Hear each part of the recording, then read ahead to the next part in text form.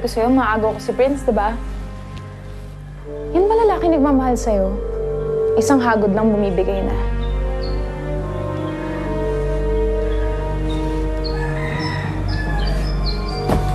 Umalis ka na. Umalis ka na. Nakakadiri ka! Nakakadiri kayo! Bakit? Ginawa ko lang naman yung pinangako ko sa'yo, ah. Diba sabi ko, kukunin ko si Prince sa'yo? O yan, nagawa ko na. Sa akin na siya. Wala akong pakialam kung maging kayo. Mira, kung wala kang pakialam, ba't ganyan ka umiyak? Ano? Masakit, diba? Sakit maagawan? Ha? Maghintay ka, Lira. Nag-uumpisa pa lang ako.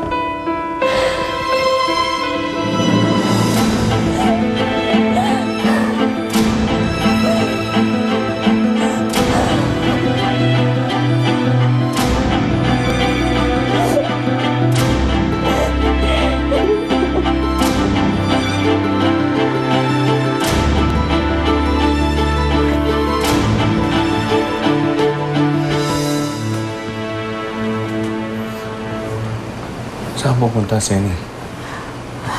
Uuwi na ako. Halina, hahatid na kita. Hindi, kaya kong mag-isa, kaya ko. Teka, ba't ka ba nagkakaganyan? Dahil mali. Mali yung nangyari, Leo. Anong mali?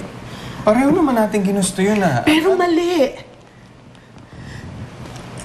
Naguguluhan ako, gusto kong mag-isip. Senny!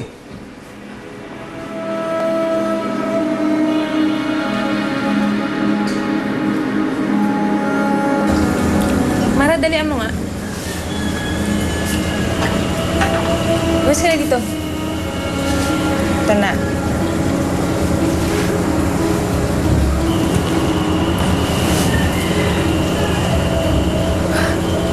Oh my God, Vanessa.